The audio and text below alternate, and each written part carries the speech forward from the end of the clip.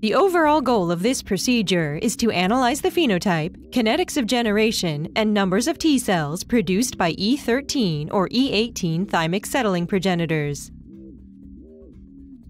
This is accomplished by first isolating the thymic lobes from E13, E14, and E18 mouse embryos. In the second step, the E14 thymic lobes are irradiated and then colonized with flow-sorted E13 or E18 cells for 48 hours in a hanging drop. In the final step, the colonized lobes are grafted under the kidney capsule of adult CD3 knockout mice. Ultimately, flow cytometry can be used to assess the presence of the E13 and E18 thymic settling progenitor progeny in the blood of the chimeric animals.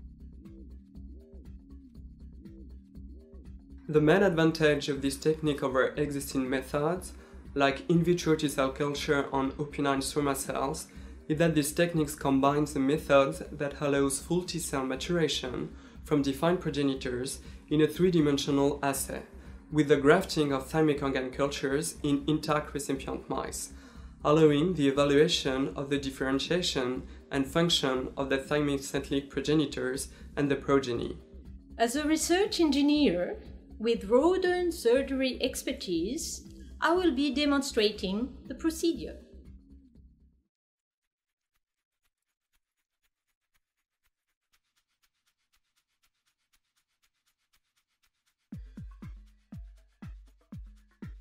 Two days before the grafting experiment, in a laminar flow hood, wet the abdomen of a pregnant